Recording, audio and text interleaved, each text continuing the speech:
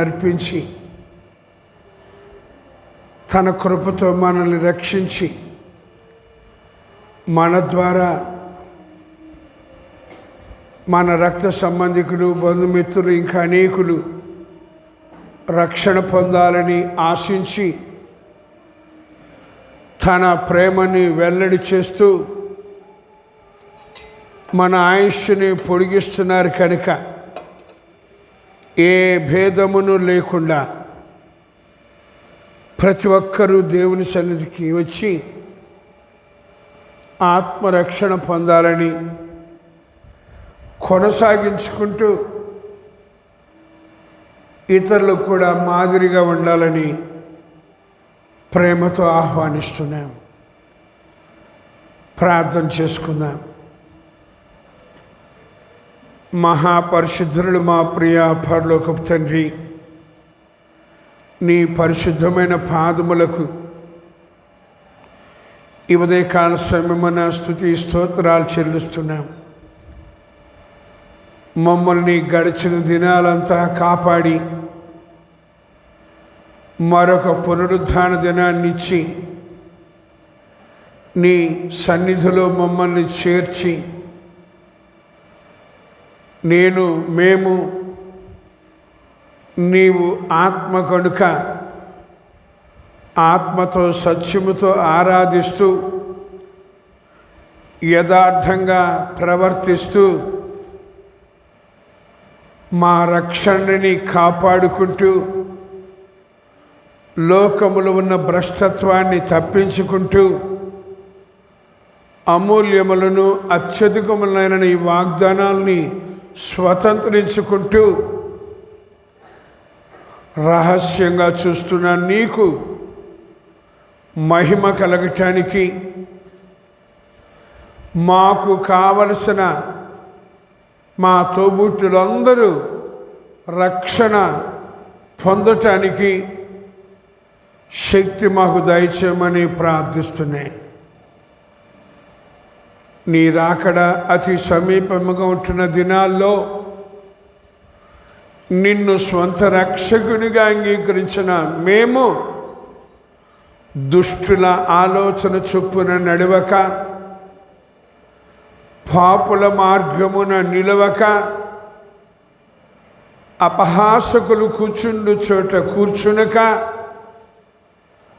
యెహోవా ధర్మశాస్త్రమందు ఆనందిస్తూ దివారాత్రము దానిని ధ్యానించువాడు ధన్యుడు. అతడు నీటి కాలవల ఎవరైనా నాటబడిన వాడై ఆకువాడక తన కాలమందు ఫలమిచ్చు చెట్టు వలె ఉండును అన్నారు. కనుక ఈ చిన్న సహవాసం నీకు ఇష్టమైన ఫలాలు, శ్రేష్టమైన ఫలాలు, మంచి ఫలాలు బహుగా ఫలించటానికి సహాయం చేయమని ప్రార్థిస్తున్నాను నాయనా. అంతటా అందరూ మారు మనసు పొందాలని, రక్షణ పొంది పరలోకం చేరాలని ఆశించి ఈ ఓబులాంటిపాలెం గ్రామములో ఈ చిన్న సహవాసాన్ని మీరు పునః ప్రారంభం చేసి గత 16 సంవత్సరాల నుంచి నడిపిస్తూ 17వ సంవత్సరంలో ప్రవేశపెట్టారు. కాబట్టి చిన్న సహవాసము ద్వారా ఈ గ్రామములో అనేకులు యవ్వనస్తులు, పిల్లలు, పెద్దలు, వృద్ధులు నీవు సిద్ధపరిచిన రక్షణ పొందినట్లు శక్తి దయచేయమని ప్రార్థిస్తున్నాను. ఎవరెవరెటువంటి అవసరతలతో, సమస్యలతో, బాధలతో, ఇరుకులతో, ఇబ్బందులతో, వ్యసనాలతో బాధపడుతున్నారో, నెమ్మది లేకుండా ఉంటున్నారో వారందరి కొరకు ప్రార్థిస్తున్నాను. నీ గుప్పిలి విప్పి ప్రతి జీవి కోరికను తృప్తిపరచమని, ప్రతి ఒక్కరికి కావలసిన ఆరోగ్యం, ఆత్మరక్షణ ఆశీర్వాదాన్ని అనుగ్రహించమని, నీ మహిమలో నుంచి నీ బిడ్డల ప్రతి అవసరత తీర్చమని పేరు పేరున ప్రార్థిస్తున్నాను నాయనా. ఈ ఉదయకాల సమయంలో నీ సన్నిధికి వచ్చిన నీ బిడ్డలందరిని బట్టి నిన్ను స్తుతిస్తూ, రావలసిన బిడ్డల కోసం ప్రార్థిస్తూ, రాలేకపోతున్న వారి కోసం విజ్ఞాపన చేస్తూ, పాటలలో, ఆరాధనలో, వాక్య ధ్యానములో, ప్రార్థనలో తోడుండి మమ్మల్ని సర్వసత్యములో నడిపించమని, సాతాను క్రియలు లయపరచమని, నీ ఆత్మకార్యాన్ని జరిగించమని, ఘనత మహిమ ప్రభావాలు మీరే పొందమని యేసుక్రీస్తు నామమున ప్రార్థించి స్తుతించి ఈ ఆరాధన ప్రారంభం చేసుకుంటున్నాం. పరమ తండ్రి, ఆమేన్. హల్లెలూయా. పాటలు పాడుకుందాం రండి.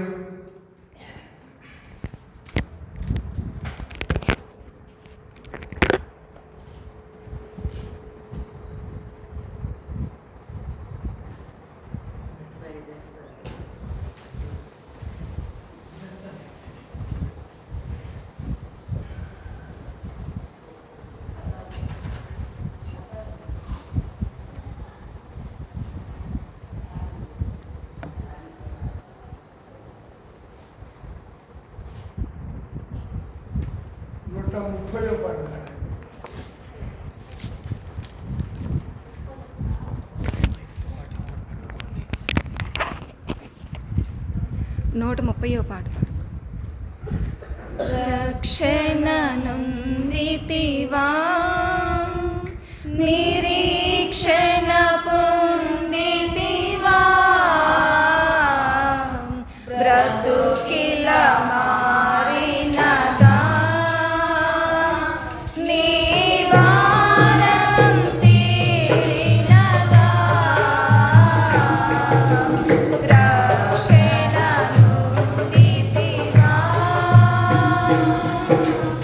ఎన్నాళ్ళు ఈ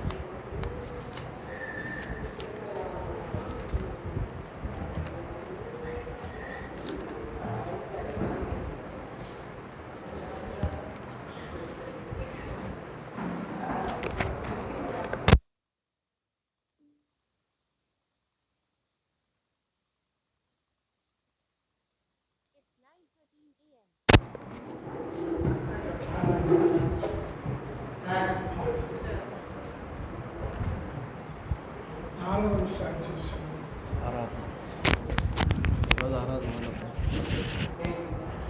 పాడారుగా పాటలు పర్లేదులే. అందరూ లేచి నిలబడదాం.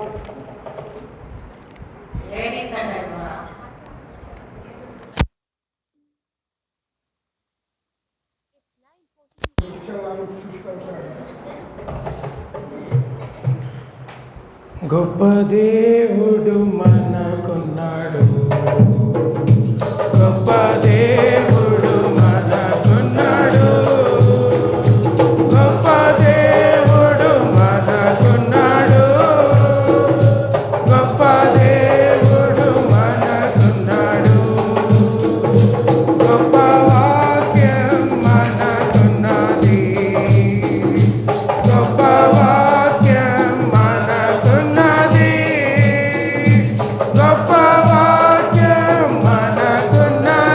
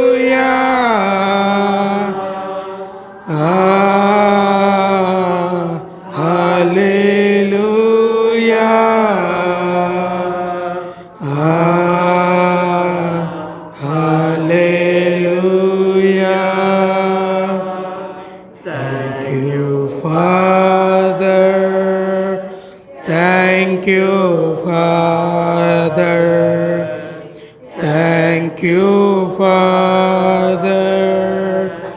Thank you, Father.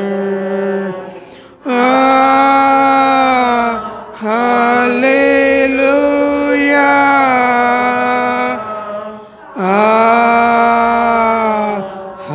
Hallelujah.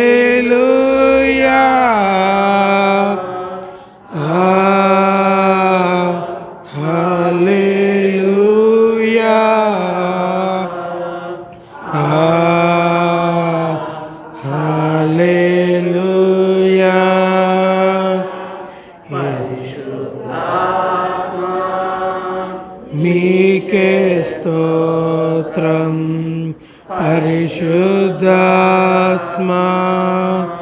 మీకే స్తోత్రం పరిశుద్ధాత్మా, మీకే స్తోత్రం పరిశుద్ధాత్మా, మీకే స్తోత్రం.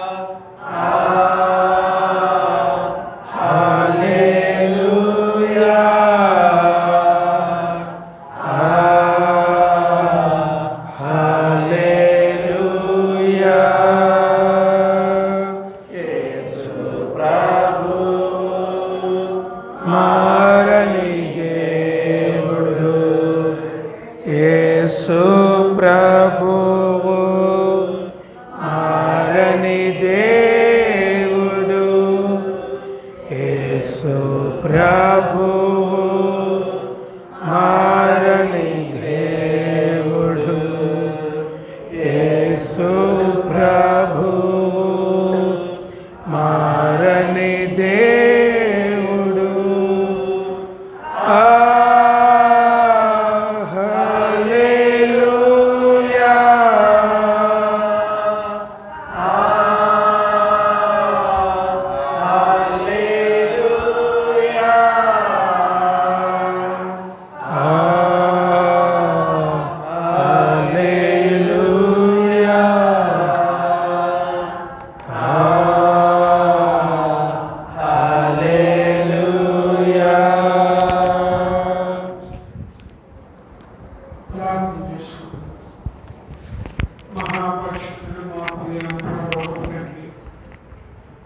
మరొకసారి నేను స్తుతిస్తూ ప్రార్థిస్తున్నాను.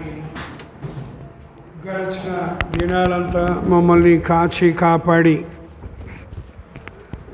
మరొక పునరుద్ధాన దినాన్ని అనుగ్రహించి నీ మందిరంలో చేర్చి నిన్ను కీర్తించి ఆరాధించి నీ మాటలు ధ్యానించుకోవటానికి ఇచ్చిన ఈ శ్రేష్టమైన సమయాన్ని బట్టి నీకు వందనాలు స్తోత్రాలు చెల్లిస్తున్నాం నైనా. మా తోబుట్టువులు, రక్త సంబంధికులు, బంధుమిత్రులు, పరిచయస్తులు, ఇంకా అనేకులు నీవు సిద్ధపరిచిన రక్షణ పొందలేదు.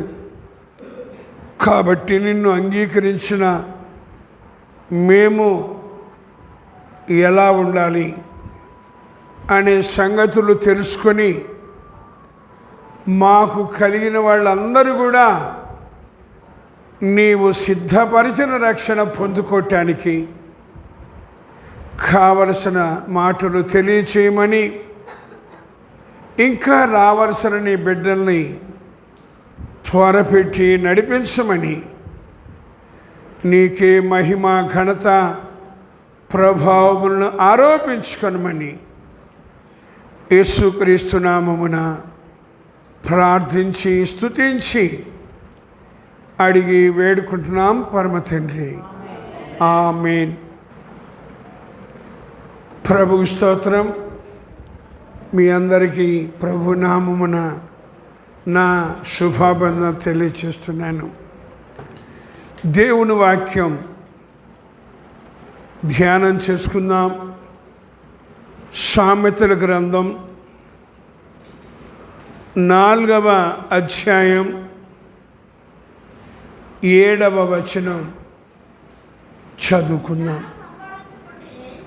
సామెతల గ్రంథం 4వ అధ్యాయం 7వ వచనం. జ్ఞానము సంపాదించుకొనుటయే జ్ఞానమునకు ముఖ్యాంశము. నీ సంపాదన అంతయు ఇచ్చి బుద్ధి సంపాదించుకొనుము. చిన్న ప్రార్థన చేసుకుందాం. మహాపరిశుద్ధుడు మా ప్రియ పరలోకపు తండ్రి, మరొకసారి నిన్ను స్తుతిస్తూ ప్రార్థిస్తున్నాను నైనా. నిన్ను స్వంత రక్షకునిగా అంగీకరించిన నేను, మేము, మరెవరైనా ఏమి సంపాదించుకోవాలి, ఎలా సంపాదించుకోవాలి అనే విషయాన్ని గ్రహించుకునేటట్లుగా మా ముందుకు తీసుకుని వచ్చిన ఈ వాక్య భాగములో నుండి మాతో మాట్లాడమని, విని గ్రహించి సంపాదించుకొని కాపాడుకొని ఇతరులు కూడా సంపాదించుకోవటానికి మాకు కావలసిన మాటలు తెలియచేయమని, నా సొంత జ్ఞానంతో కాకుండా నీ ఆత్మ జ్ఞానంతో వివరించమని, గ్రహింప చేయమని యేసుక్రీస్తు నామమున ప్రార్థించి స్తుతించి అడిగి వేడుకుంటున్నాము పరమ తండ్రి. ఆమేన్. హల్లెలూయా. ప్రభువుని అంగీకరించాం, రక్షణ పొందాం, పరిశుద్ధాత్మను కూడా పొందాం. తర్వాత ఏంటంట, ఎన్నో ఉన్నాయండి, చాలా విషయాలు ఉన్నాయి. వాటినన్నిటినీ కూడా చిన్నగా నేర్చుకుంటూ ఉండాలా, హృదయంలో ఉంచుకోవాలా, ఇతరులకి మాదిరిగా ఉండాలి. అయితే ఈ రోజున ప్రభువుని అంగీకరించిన నేనైనా మీరైనా మరెవరైనా ఏమి సంపాదించుకోవాలట చెప్పండి, అర్థమైతే.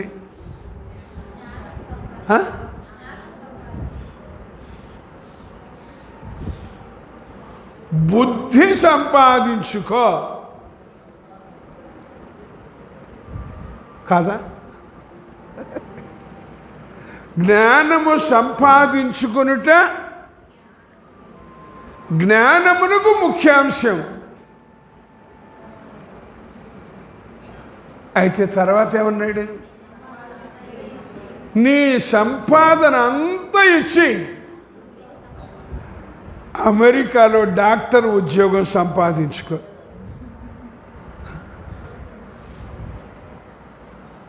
కాదా? నీ సంపాదన అంతా ఇచ్చి ఇంగ్లాండ్లో ఇంజనీర్ ఉద్యోగం సంపాదించుకో. మనం ప్రయాసపడేదంతా దేనికి? దానికి కదా. దయచేసి తెలుసుకుందామండి. చూస్తుంటా, వింటుంటా, చదువుతూ ఉంటా, తమ పిల్లలు ఏమి సంపాదించుకోవాలంట, ఎక్కడికి వెళ్ళాలంట,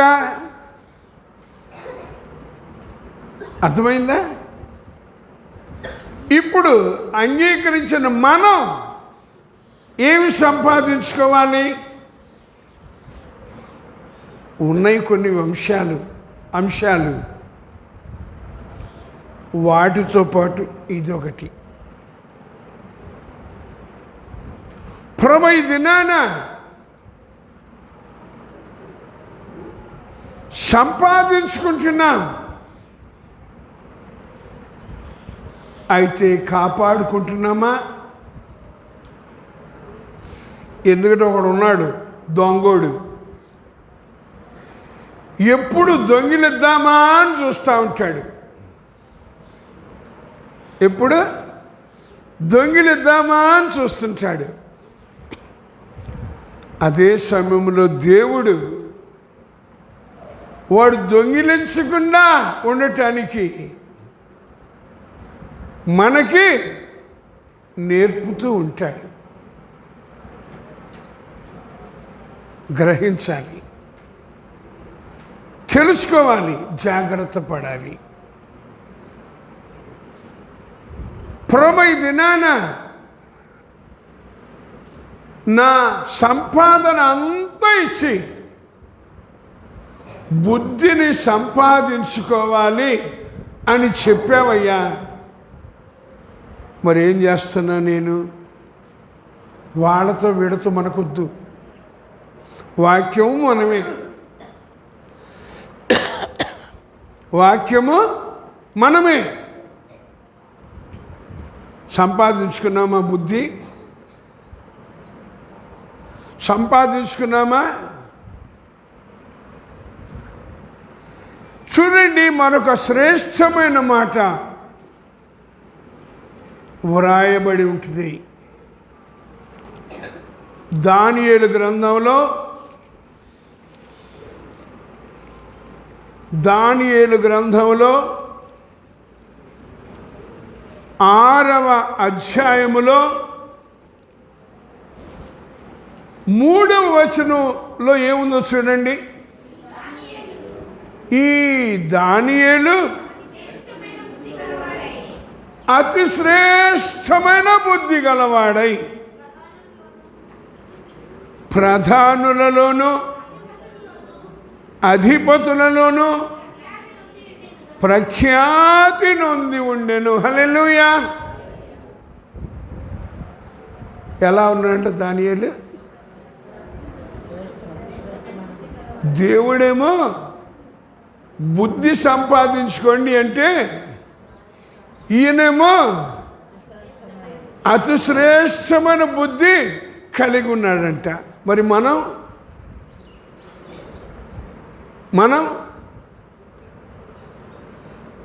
చెప్పండి,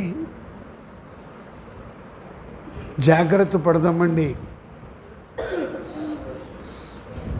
మీరు బుద్ధి లేని వారు అని నేను అననండి. బుద్ధి లేనివారు అని నేను అనను. బుద్ధి కలిగిన వాళ్ళే. సంపాదించుకున్నా. నెక్స్ట్ చూడండి, ప్రసంగి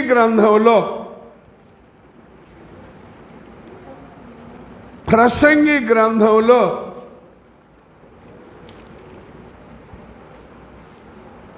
వ్రాయబడిన శ్రేష్టమైన మాట 10వ అధ్యాయం 1వ వచనం చూడండి. బుక్కావాణి తైలములో చచ్చిన ఈగలు పడుట చేత అది చెడు వాసన కొట్టును. కొంచెము బుద్ధిహీనత త్రాసులో ఉంచిన ఎడల జ్ఞానమును ఘనతను తేలగొట్టును అని ఉందండి. ఎంత బుద్ధిహీనత అంటే కొంచెమే. కొన్నిసార్లు అంటారు, ఎంతో లేదండి, కొంచెమేనండి. మరికొన్నిసార్లు అంటారు నలుసు అంతేనండి. ఏంటది? ఏంటది? నలుసు అంతే. ఏదో పెడుతున్నాం, కంట్లో ఒక నలుసు పడింది, ఎట్లా ఉంటుంది? పళ్ళే చిరువులు అంటామా? ఏం చేస్తాం? రుద్ది రుద్ది రుద్ది రుద్ది కన్నంత ఎర్రగా అయ్యేటట్టుగా. కొంచెమేగా నలుసు కాదా? మరి మీరు ఏదో నలుసు అంత కూడా పట్టుకుంటారు అన్నాడు. కొంచెము బుద్ధిహీనత ఏం చేస్తుందంట? జ్ఞానమును ఘనతను తేలగొట్టేస్తుందటండి. కాబట్టి ఎలా ఉండాలి? ఏం చేయాలి అంటున్నాడు. నీ సంపాదన అంతా ఇచ్చి బుద్ధి సంపాదించుకో. సంపాదించుకున్నావు, దానిని అతి శ్రేష్టమైన బుద్ధిగా పెంపొందించుకో. అతి శ్రేష్టమైన బుద్ధిగా పెంపొందించుకో. కానీ బుద్ధిహీనంగా ఉండకూడదు. బుద్ధిహీనంగా ఉండకూడదు. తెలుసుకుందామండి, జాగ్రత్త పడదాం. ప్రభు ఈ రోజున పరిశుద్ధ గ్రంథములో ఈ మాట వ్రాస్తే నా జీవితములో నేను ఎలా ఉన్నాను, ఏం చేస్తున్నాను? చూడండి, దానియేలు గ్రంథం 12వ అధ్యాయంలో 3వ వచనంలో ఈ మాట చెప్తున్నాడండి. బుద్ధిమంతులైతే ఆకాశమండలములోని జ్యోతులను పోలిన వారై ప్రకాశించెదరు. నీతి మార్గమును అనుసరించి నడుచుకున్నట్లు ఎవరు అనేకులను త్రిప్పుదురో వారు నక్షత్రముల వలె నిరంతరమును ప్రకాశించెదరు. హల్లెలూయా చెప్తున్నాడు. బుద్ధిమంతులైతే ఎట్లా ఉంటారంటే ఆకాశ మండలములోని జ్యోతులుగా ఉంటారట. ఆదికాండం 1వ అధ్యాయంలో చదువుదాం. 4వ దినపు సృష్టిలో 4వ దినపు సృష్టిలో దేవుడు ఏం చేశాడంట? పెద్ద జ్యోతిని, చిన్న జ్యోతిని, ఇంకా నక్షత్రాలను ఆకాశ మండలములో ఉంచాడట.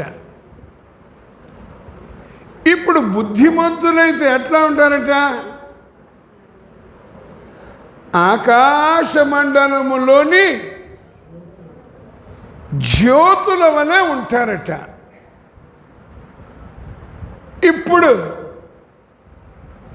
సూర్యుడు ప్రకాశిస్తున్నాడు. మనం ఈ భూమి మీద ఉండి అని ఊది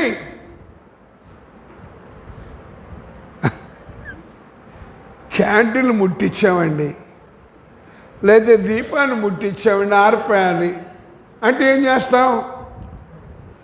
అని ఊదితే క్యాండిల్ ఆరిపోద్ది. ఈ సూర్యుడు ఎట్లా ఊద్దాం?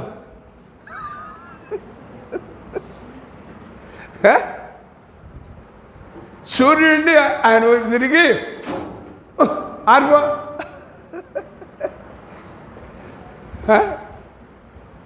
పోనీ చంద్రుడిని అందాం, అమావాస్య రోజు కాదండోయ్, పౌర్ణమి రోజు ఆరిపోతాడా? పోనీ ఏ రోజైనా నక్షత్రాలను చూడండి, ఏ రోజైనా, పగలైనా రాత్రైనా మరొకటి, నక్షత్రాలు కూడా నిరంతరం ప్రకాశిస్తూనే ఉంటాయండి. నిరంతరం. అవి పగలని కాదు, రాత్రి అని కాదు. జాగ్రత్త పడతాం. దేవుడు గ్రంథములో వ్రాయించిన మాట.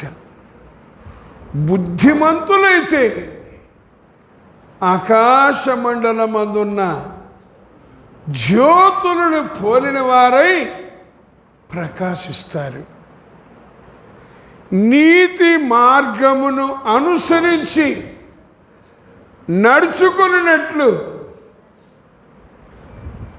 ఎవరైతే అనేకులను త్రిప్పుతారో వాళ్ళు నక్షత్రముల వలె. మీకు తెలుసో తెలీదో నాకు తెలియదు, కానీ నక్షత్రాల్లో కొన్ని సూర్యుని కంటే పెద్దయటండి.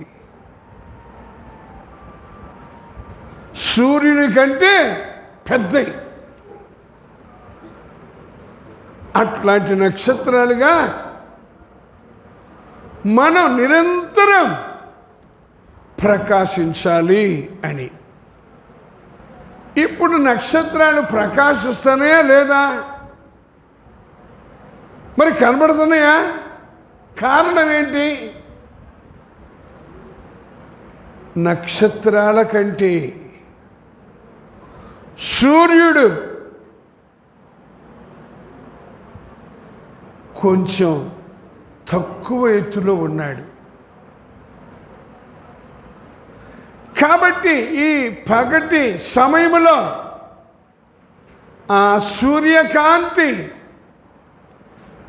ప్రకాశిస్తూ ఉండగా నక్షత్రాల నుంచి వచ్చే కాంతి మనకి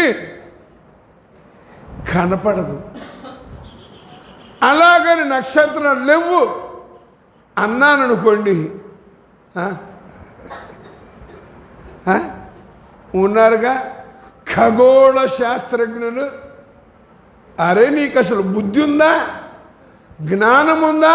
మేము అసలు ఎవరు అనుకున్నాం?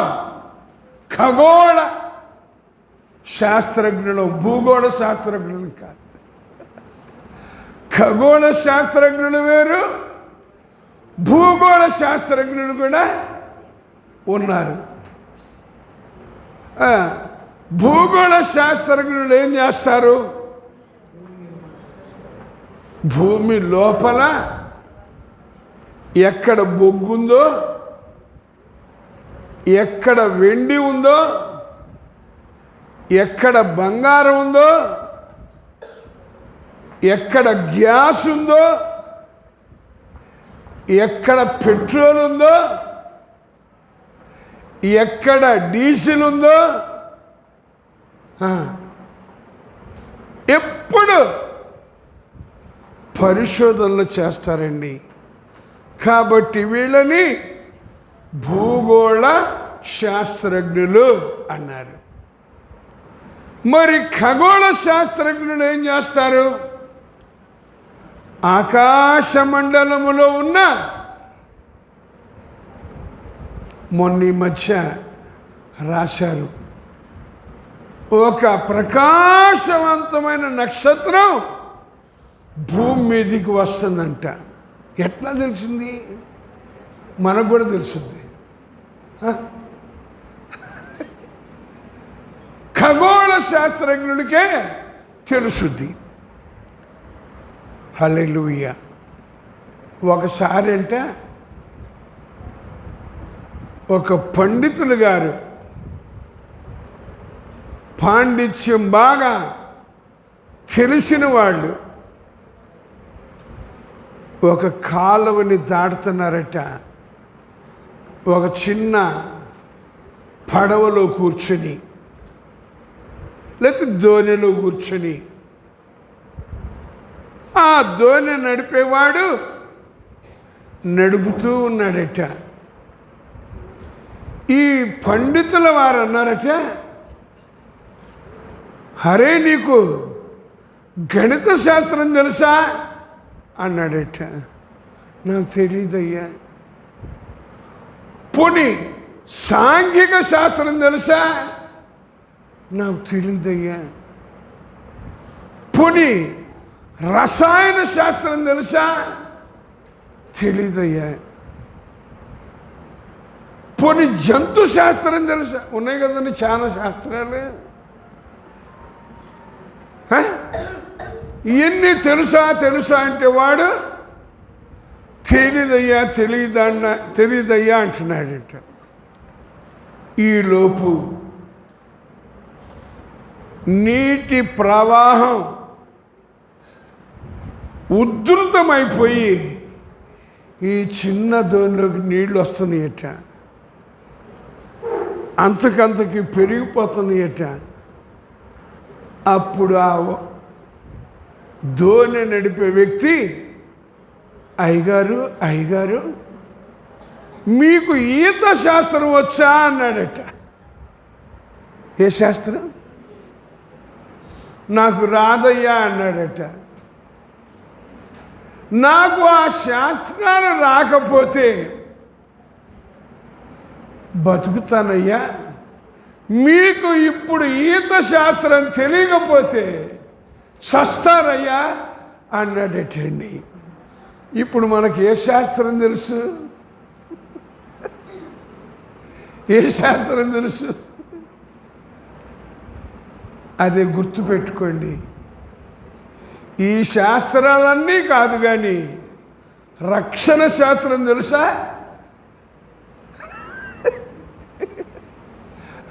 ఏ శాస్త్రం? రక్షణ శాస్త్రం తెలుసా? తెలుసు. ఏం చేయాలి? రక్షణ పొందని వారిని రక్షణలోకి నడిపించాలి. ఎట్లా నడిపిస్తాం? చేయబట్టుకుని. ఎట్లా నడిపించాలి రక్షణలోకి? అదే ప్రభు చెప్పే శాస్త్రం. జాగ్రత్త పడాలండి. అన్ని శాస్త్రాల కంటే రక్షణ శాస్త్రం చాలా ప్రాముఖ్యం. ఇంకొక విషయం, కొన్నిసార్లు రాస్తా ఉంటారు, అన్ని దానాల కంటే ఒక ఆయన అన్నదానం గొప్పది అంటాడు. ఇంకొక ఆయన రక్తదానం గొప్పది అంటాడు. ఇప్పుడు మనం ఏ దానం? మనకి ఏ దానం లేదు, మనంతా పుచ్చుకునేదే. మనదంతా పుచ్చుకునేదే. ఏ దానం చేస్తా? జాగ్రత్త అండి. ఒకసారి ఒక రాజుగారు తన మంత్రి గారు 2 దోణెల్లో విహారం చేస్తున్నారట. ఈలోపు రాజుగారు ప్రయాణం చేస్తున్న దోణి నీళ్లతో నిండిపోయింది. ఈ రాజుగారు నీళ్ళలో పడిపోయారు. పక్కన మంత్రి గారు ఉన్నారట. రాజా రాజా, నీ చెయ్యి నాకు ఇయ్యి, నేను నిన్ను కాపాడతా, నీ చెయ్యి నాకు ఇయ్యి, నిన్ను కాపాడతా అంటున్నాడట. ఈయన చెయ్యి ఇయ్యట్లేదంట. వెంటనే మంత్రి గారికి బలు వెలిగి, అయ్యా నా చెయ్యి పుచ్చుకో అన్నాడట. నా చెయ్యి పుచ్చుకో అన్న టక్కన పుచ్చుకో. మనం కూడా పుచ్చుకోవడం ఇచ్చుకోవటం ఏం చేద్దాం మనం అంటున్నాడు. బుద్ధి సంపాదించుకో, అతి శ్రేష్టమైన బుద్ధిలోకి ఎదుగు, కానీ బుద్ధిహీనంగా ఉండబాకు. ఇప్పుడు మనం అతి శ్రేష్టమైన బుద్ధి లేకపోతే బుద్ధ్యా లేకపోతే బుద్ధిహీనత? ఎలా ఉన్నాం మనం? జాగ్రత్త పడతామండి. ప్రభు ఈ రోజున నువ్వు గ్రంథంలో వ్రాసావు, నీ సంపాదన అంతా ఇచ్చి బుద్ధి సంపాదించుకో అని. సంపాదించుకున్నా ఏం చేయాలి? దాన్ని దొంగోడు దొంగిలించకుండా కాపాడుకోవాలి. ఏం చేయాలి? ఎట్లా దొంగోడు దొంగిలించకుండా ఉండాలంటే ఏం చేయాలి?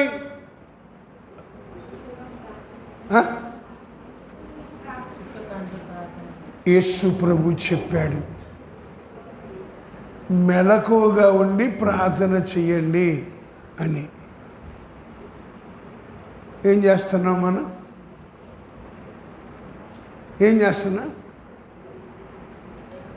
మెలకువగా ఉంటున్నాం. అనట్లేదని ఉంటున్నాం. ఈ మధ్య ఈ ఫోన్లు వచ్చిన కాడి నుంచి, ల్యాప్టాప్లు వచ్చిన కాడి నుంచి, ఏ టాపు తెగ మెలకువగా ఉంటున్నాం. అవి చూసుకుంటా. మెలకువగా ఉండమన్నావు కదా, నేను మెలకువగా ఉంటున్నా. మరీ మాట్లాడితే తెల్లారిందా కూడా మెలకువగా ఉంటా. నిద్ర వస్తున్నా కళ్ళు నులుపుకొని. దేనికి? అది చూడటానికి. అయితే ప్రభు చెప్పాడు, శోధనలో పడిపోకుండా ఉండటానికి మెలకువగా ఉండి ప్రార్థన చేయండి అన్నాడండి. మనం మెలకువగా ఉంటాం, కానీ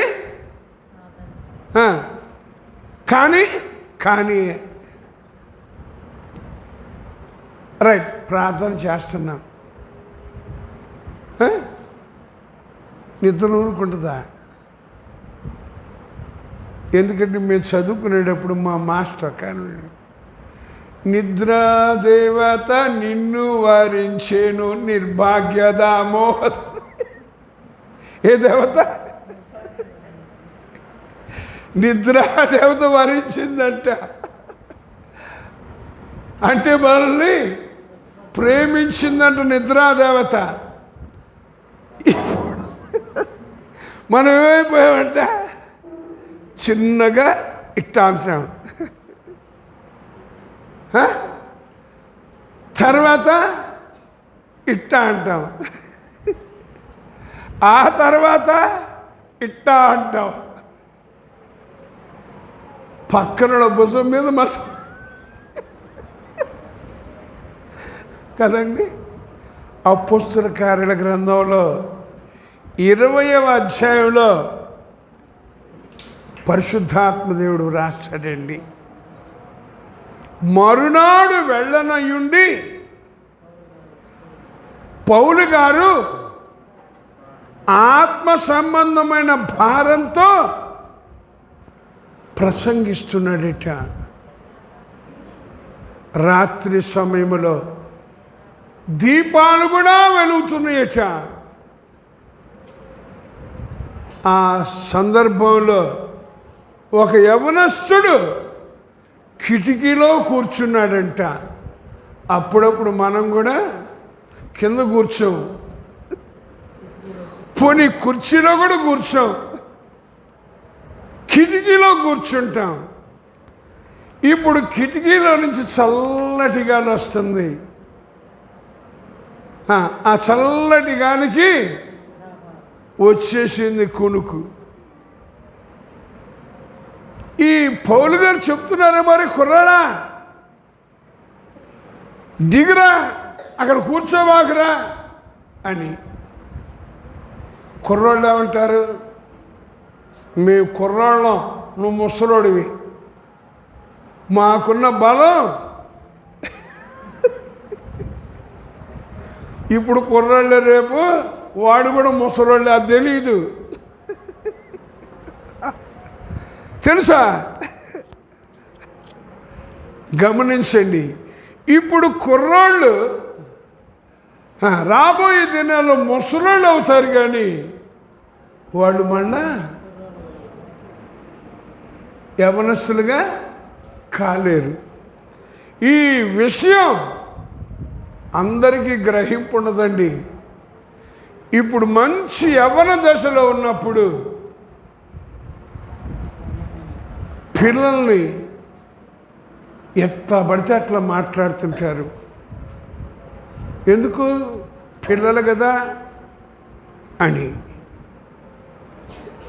ఇక 20 ఏళ్ళకి వాళ్ళు ముసలోళ్ళు అవుతే, ఈ పిల్లలు 20 సంవత్సరాలు పెరిగితే ఎట్లా ఉంటారు? అది తెలుసా వాళ్ళకి? అంత గ్రహింపుండే ప్రభుకి స్తోత్రం. చిన్న పిల్లలు కదా అని ఇప్పుడు యవ్వన దశలో ఉన్నప్పుడు ఏది పడితే అది అంటుంటారండి. దయచేసి అనబాకండి, అది చాలా ప్రమాదం. ఒక రోజున మనకి మోకాళ్ళ నొప్పులు, నడుము నొప్పులు, తల తిరుగుడు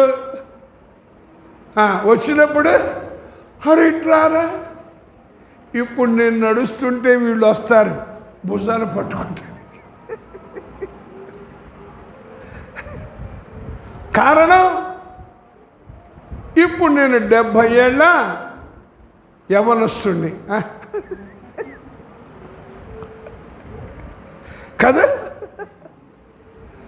దయచేసి తెలుసుకుందామండి అంటున్నాడు. సంపాదించుకో బుద్ధిని, సంపాదించుకున్న బుద్ధిని వాళ్ళకు నేర్పించు. బుద్ధి లేనిలాగా, బుద్ధిహీనులాగా తయారు చేయబాకు, నేర్పించు. బుద్ధిమంతులైతే ఆకాశ మండలములోని జ్యోతులను పోలిన వారై ప్రకాశిస్తారు.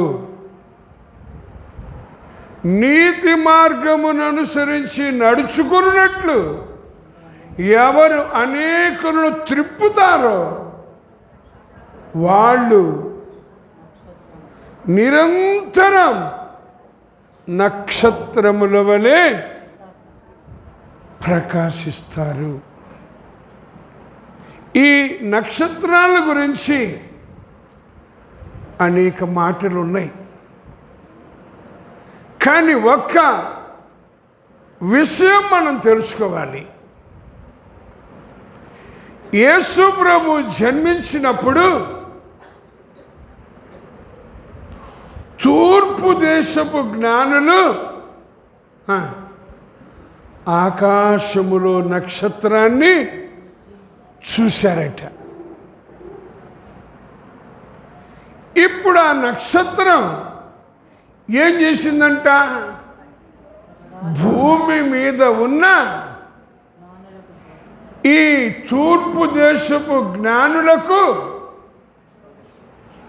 రక్షకుడు ఎక్కడ జన్మించాడో మార్గం చూపించిందటండి. నక్షత్రం ఏం చేస్తుంది?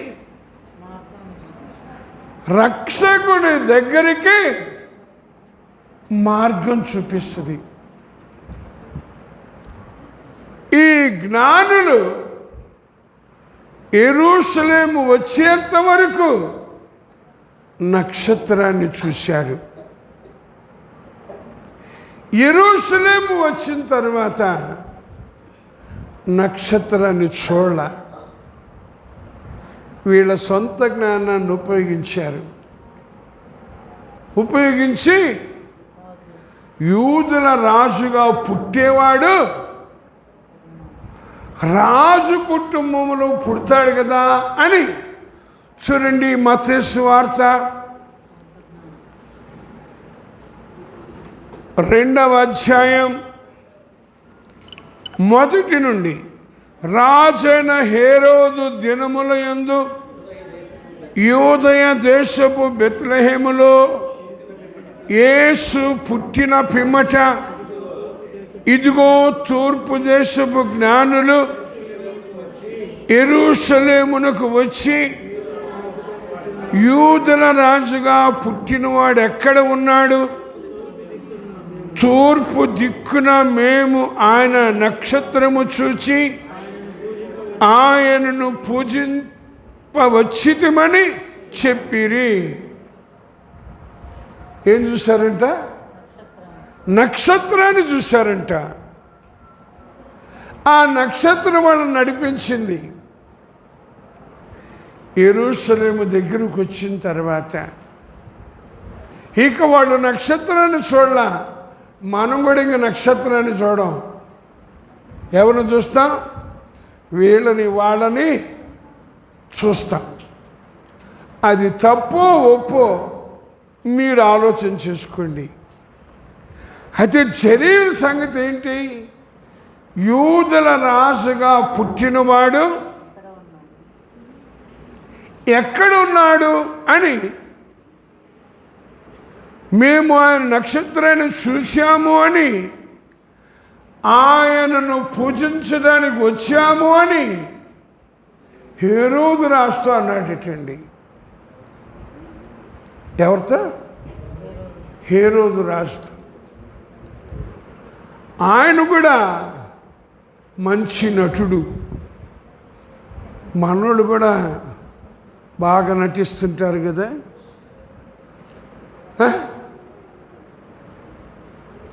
ఇక గ్రంథాలు చూశారంట, వాళ్ళ నీళ్ళని పిలిచారంట, ఏదో తిరిగేశారంట, అటు ఇటు అటు ఇటు ఇటు అటు.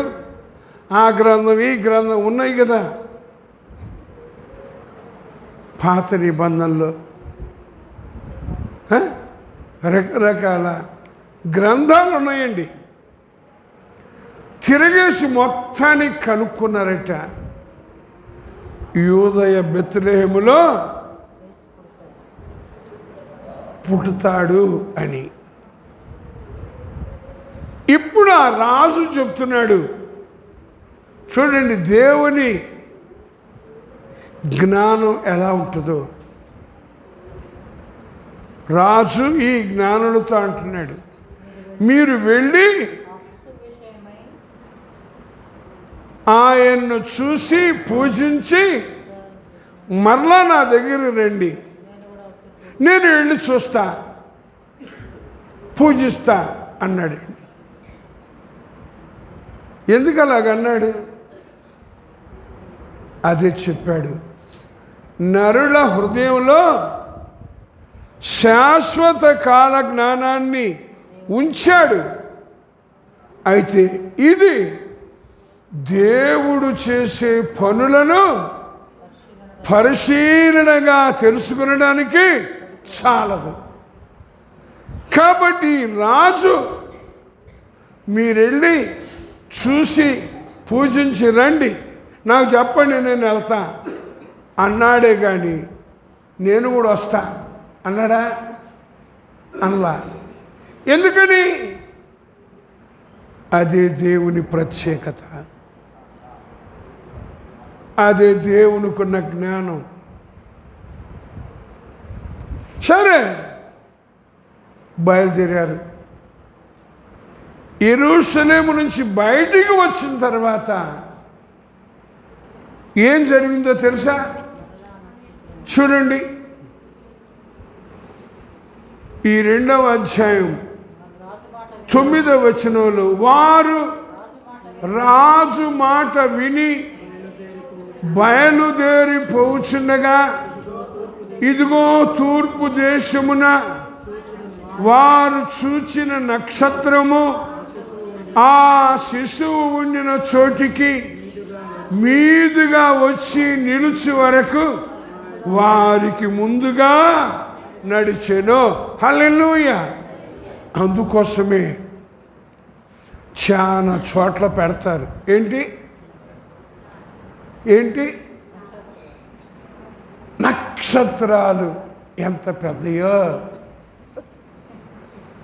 కదండి. ఈ వీధికి ఒక నక్షత్రం తప్పు అని నేను అనట్లేదండి. ఆ వీధికి ఒక నక్షత్రం కదా, మన ఇంటి మీద కూడా ఒక నక్షత్రం ఏం చేస్తుంది? ఆ నక్షత్రం ఈ తూర్పు దేశపు జ్ఞానులకు రక్షకుడు ఎక్కడ పుట్టాడో చూపించిందండి. ఈ నక్షత్రాలు కూడా చూపిస్తాయి కదండి. పగలు రాత్రి ఒక ఆయన అన్నాడండి, ఇంటి మీద స్టార్ అంట, ఇంట్లో బీరంట. ఇంటి మీద స్టారు, ఇంట్లో బీరు. వెలిగిందా బల్బు? అదేమిటి? క్రిస్మస్ ఆనందం కదండి. జాగ్రత్తగా తెలుసుకుందాం అంటున్నాడు ప్రభు. ఈ రోజున మేము ఆ నక్షత్రం జ్ఞానులను రక్షకుడు పుట్టిన చోటికి చదివాం కదా, ఏం చేసిందంట? నడిపించిందట. వాళ్ళకు ముందుగా, మనం వాళ్ళకి వెనకాలగా. పెద్ద తేడా లేదు. నక్షత్రం వాళ్ళకు ముందుగా అయితే మనం Christmas, happy Christmas, semi Christmas, mini Christmas సందర్భంగా పిలుస్తారు. కొంతమంది మంత్రులను, రాజకీయ నాయకులను, లేదా పెద్దలను పిలిపించి ముందు వాళ్ళు, వెనక మనం. ముందు వాళ్ళు, వెనక మనం. ఈ హ్యాపీ సెమీ క్రిస్మస్ సందర్భంగా ఈ అయ్యగారు మాట్లాడతారు. ఏ అయ్యగారు? వచ్చిన పెద్దయ్య గారు, లేకపోతే మంత్రి గారు మాట్లాడతారు. మాట్లాడారు. ఏం మాట్లాడారో లేండి. ఆయన కూర్చుంటారు. ఇప్పుడు వీళ్ళు లెగుస్తారు. ఎవరు? సేవకులు, నాబోటాడు. చూసారా మంత్రి గారు ఎంత చక్కగా చెప్పారో క్రిస్మస్ గురించి. మంత్రి గారికి తెలుసా, మనకు తెలుసా అని ఆయన కాస్త పంపు కొడతారు. ఇక ఆయన ఉబ్బిపోయి ఈ మందిరానికి 2,000 ఇస్తా అనగానే కొట్టడు చప్పట్లు. ఏ మందిరానికి? ఈ మందిరానికి ఇంత స్థలం ఇస్తా అన్నాడు, లేత ఇన్ని లక్షలు ఇస్తా అన్నాడు. దేవుని మందిరాన్ని ఎలా కట్టుకోవాలో దేవునికి తెలీదు, దేవుని సేవకులకు కూడా తెలియదండి కదా. ఎప్పుడు వెళ్ళదు ఎట్లాంటి పరోక్షంగా ప్రభుకి ఎంత అవమానం కలిగిస్తున్నారో, ప్రభుని ఎంత దుఃఖపరుస్తున్నారో అర్థం కావట్లేదండి. అదే చెప్తున్నాడు, బుద్ధిమంతులైతే సంపాదించుకో, కాపాడుకో. బుద్ధి లేని వాళ్ళని బుద్ధిమంతులుగా తయారు చేయి, అంతేగాని బుద్ధిమంతుల్ని బుద్ధి లేని వాళ్ళుగా చేయబాకు. ప్రభు ఈ రోజున నేను ఎలా ఉన్నా అంటున్నాడు, నీ సంపాదన అంతా ఇచ్చి బుద్ధి సంపాదించుకో. చూడండి, సామెతల గ్రంథంలో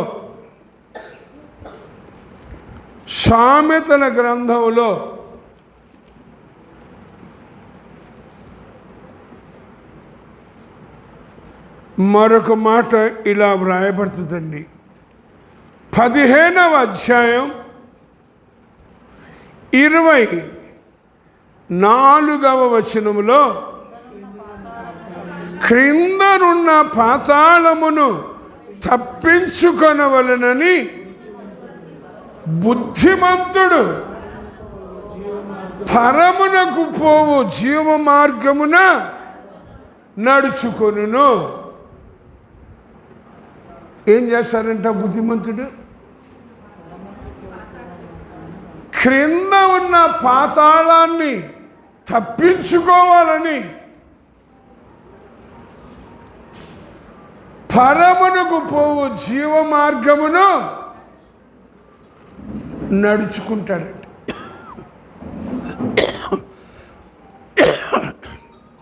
ఇప్పుడు మనం ఎట్లా నడుస్తున్నాం?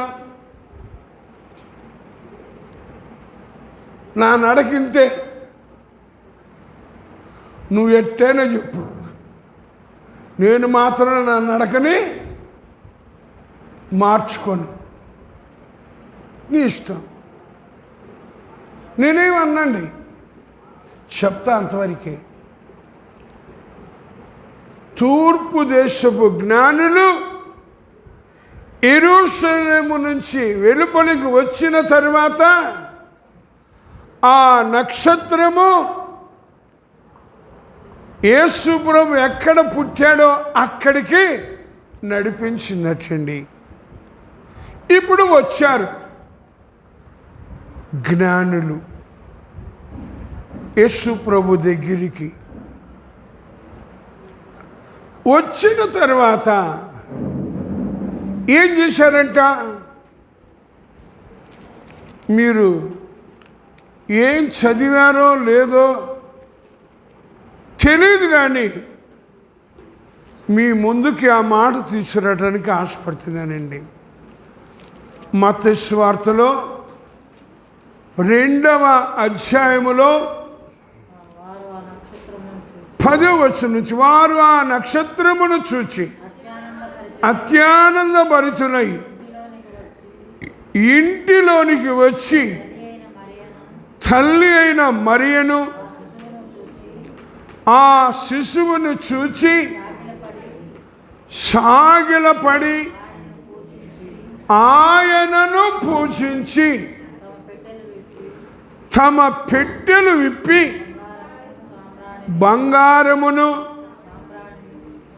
సాంబ్రాణిని బోళమును కానుకలుగా ఆయనకు సమర్పించిరి. ఎంత స్పష్టంగా ఉందో వాక్యం. ప్రభు, ఈ రోజున నేను కూడా నిన్ను చూచా, నా పెట్టె విప్పానా అంటే నా హృదయాన్ని తెరిచానా? తెరిచి ఏం చేశారంట చూడండి. బంగారమును సాంబ్రాణిని బోళమును కానుకలుగా ఆయనకు సమర్పించిరి. ఇప్పుడు మనం ఏం చేస్తున్నాం? ఏదో చేస్తాంలేండి, క్రిస్మస్ రోజున ఇదంతా నిండిపోద్ది. తప్పు అని నేను అనట్లేదండి, సంతోషం. యేసు ప్రభు నా కొరకు రక్షకుడిగా జన్మించాడు అని తప్పుననండి. సమర్పించారు. సమర్పించిన తర్వాత ఏం జరిగిందో తెలుసా? చూడండి. తరువాత 12వ వచనం, అంటే మత్తయి సువార్త 2వ అధ్యాయం 12వ వచనం. తరువాత హేరోదు నొద్దకు వెళ్ళవద్దు అని స్వప్నమందు దేవుని చేత బోధింపబడిన వారై. ఎవరి చేత బోధించబడ్డారు? దేవుని చేత బోధించబడ్డారు. వారు మరి ఒక మార్గమున తమ దేశమునకు తిరిగి వెళ్ళిరి. మరి ఒక మార్గమున. ఇప్పుడు మనం ఓబుల్నాయుడు పాలెం నుంచి గుంటూరు వెళ్దాం అనుకున్నామండి. డైరెక్ట్ వెళ్దా? వేరొక మార్గం ఉందా లేదా? ఉందా?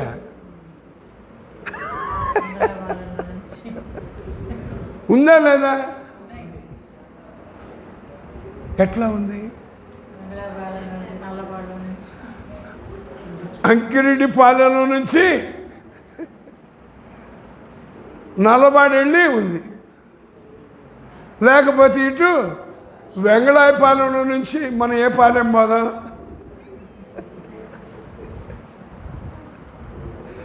ఏ పాలెం పోదాం? రెడ్డిపాలెం పోదాం కదా. జాగ్రత్త. వేరొక మార్గమున. అలాగే దేవుడు మనకి కూడా ఆయన మార్గాన్ని బోధిస్తాడు, తెలియజేస్తాడు. కానీ మనమంతా రెటమతమే. ఏ మతం? ఏ మతం? ఒకప్పుడు ఎంత రెటమతమో ఈ ఘటం వంచి పారేశాడు. హల్లెలూయా. అయితే వాళ్ళు ఏం చేశారంట? దేవుడు సెలవిచ్చినట్లుగా వేరొక మార్గం గుండా వెళ్ళారట. ఎప్పుడైనా చదివారా? కీర్తనల గ్రంథం 32వ అధ్యాయం 8వ వచనం. కీర్తనలు 32:8. నీకు ఉపదేశము చేసేదను, నీవు నడవవలసిన మార్గమును నీకు బోధించెదను అని చెప్పాడండి. ఇప్పుడు మనం ఏం చేయాలి? అయ్యా, నేను నడవలసిన మార్గాన్ని నాకు బోధించయ్యా అని ప్రార్థన చేయటం అలవాటుందా? నాకు తెలుసు కదా. బోధించయ్యా అంటామా, అడుగుతామా?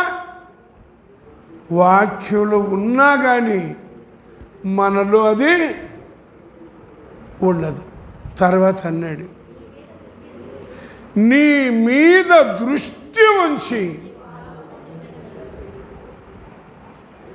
మార్గం చూపించడమే కాదు, ఆలోచన కూడా చెప్తానని. ఈ రోజున ఎలా ఉన్నాం మనం? ఏం చేస్తున్నాం మనం? అయితే తూర్పు దేశపు జ్ఞానులు తమ జ్ఞానంతో హేరోదు రాజు దగ్గరికి వెళ్ళినప్పటికీ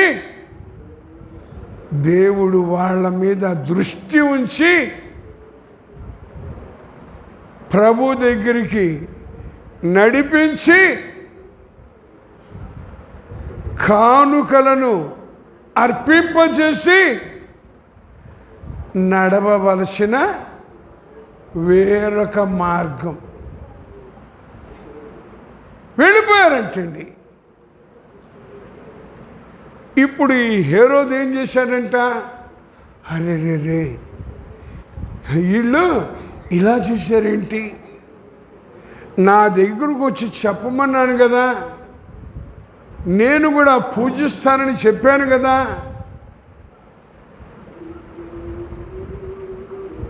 అని ఆ తర్వాత 2 సంవత్సరాల కంటే తక్కువ ఉన్న మగపిల్లలని అందరినీ చంపించేసేటట్టండి. దీనివల్ల మనకేమర్థమైంది? ఏమర్థమైంది? ప్రభువా, నేను ఎల్లప్పుడూ ఎప్పుడైనా సరే నీ జ్ఞానాన్ని అనుసరించాలి. నేను జ్ఞానిని కదా అని అనుకోకూడదు. కొంచెము బుద్ధిహీనత ఘనతను తేలగొడుతుంది. కనుక నేను బుద్ధి కలిగి నీవు చూపించే మార్గంలో నడవాలి. వాళ్ళు వచ్చి యెరూషలేముకు వచ్చి హేరోదు రాజు దగ్గరికి వెళ్ళినట్లుగా కాదు, కానీ పర్యవసానంగా 2 సంవత్సరాల కంటే తక్కువ వయసున్న పిల్లలు చంపబడ్డారండి. ఇప్పుడు ఆ 2 సంవత్సరాల వయసున్న పిల్లలు 20 సంవత్సరాలు అయ్యేసరికి ఏమవుతారు? 22 సంవత్సరాల వాళ్ళు అవుతారు. ఇప్పుడు 22 సంవత్సరాలు వచ్చేసరికి మగపిల్లలు ఏం చేస్తుంటారు? ఉద్యోగమో, వ్యాపారమో, వ్యవసాయమో చేసి తల్లిదండ్రులకి సపోర్ట్గా ఉంటారు. ఇప్పుడు ఆ వయస్సున్న చచ్చిపోతే వీళ్ళకి సపోర్ట్ ఉందా పోయిందా? మరి మన సపోర్ట్ ఉందా పోయిందా? అది దేవుడు నాకు నేర్పించిందండి. జాగ్రత్త పడాలి. ప్రభు ఈ రోజున ఈ జ్ఞానాన్ని లేదా బుద్ధిని సంపాదించుకొని కాపాడుకొని అతి శ్రేష్టమైన బుద్ధి కలిగి, అదే దానియేలు గ్రంథంలో 6వ అధ్యాయంలో ఈ దానియేలు ఏమయ్యాడంట చూడండి.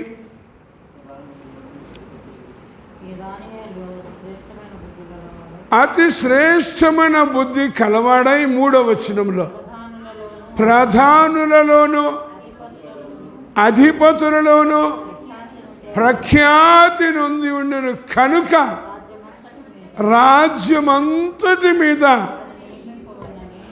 అతని నియమింపవలెనని రాజు ఉద్దేశించెను.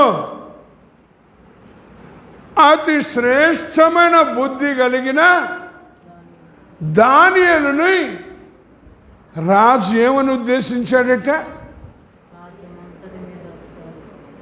అంతటి మీద అతనిని నియమించాలి అని. రాజ్యమంతటి మీద అతనిని నియమించాలి అని. ఇప్పుడు మన దేశం అంతటి మీద ప్రైమ్ మినిస్టర్ గారు ఒకడైనా ఇద్దరా? ఒకవేళ ఉంటే ఉండొచ్చులేండి సహాయ.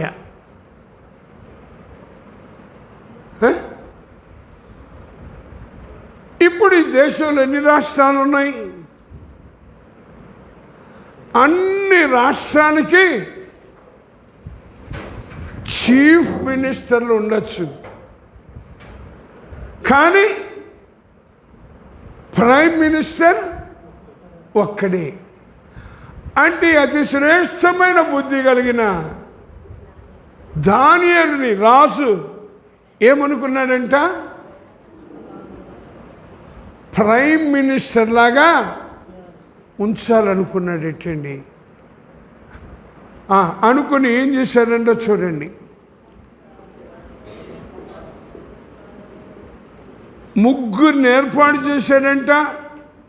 2వ వచనంలో వారి పైన ముగ్గురిని ప్రధానులుగా నియమించాడంట. ఆ ముగ్గురిలో దానియేలు ముఖ్యుడంట. ఇప్పుడు మనం ఎవరమి? ఏదో ఇట్లా ఉన్నాం లేండి అనుకుందామా? ఏదో మీరేమో ఎన్ని చదువుతారు, మాకేమో ఏమి ఎక్కుతున్నాయి. అది దేవుడు ఆశపడుతున్నాడండి. జాగ్రత్త పడదాం. ఆయన రాజ్యములో మనలను అలాగూ చెయ్యాలని ఆశపడుతున్నాడు. ఇంకోటి, ఆయన రాజ్యము ఎలా ఉంటుందో తెలుసా? చూడండి, దానియేలు గ్రంథంలోని 2వ అధ్యాయములో 44వ వచనం. ఆ రాజుల కాలములలో పరలోకమందున్న దేవుడు ఒక రాజ్యము స్థాపించును, దానికెన్నటికి నాశనము కలుగదు. ఆ రాజ్యము దాని పొందిన వారికి కాక మరెవరికి చెందదు. అది ముందు చెప్పిన రాజ్యములన్నిటినీ పగలగొట్టి నిర్మూలము చేయును, కానీ అది యుగ యుగముల వరకు నిలుచును. హల్లెలూయా. ఈ దినాన దేవుడు ఆశపడుతున్నాడండి. ఈ రాజ్యాలన్నీ పోతాయి, యుగ యుగాలు సదాకాలం ఉండే రాజ్యములో మనలను ప్రవేశపెట్టాలి. సదాకాలం మనం ఆయనతో రాజ్యమేలే వారంగా ఉండాలి. అది దేవుని ఆశ. ఏం చేయాలో అడుగుదాం ప్రభుని. ఎలా చేయాలో నేర్చుకుందాం, చేస్తూ ఉందాం. మన పిల్లలకి వాళ్ళ పిల్లలకి మాదిరిగా ఉందాం. ప్రభుని ఎదుర్కోవటానికి సిద్ధపడదాం. దేవుడు తన వాక్యాన్ని మన వినికిడిలో దీవించునుగాక. ఆమేన్. ప్రార్థన చేసుకుందాం. పరిశుద్ధులైన తండ్రి, ప్రేమ కలిగిన దేవా, నీకు వందనాలు.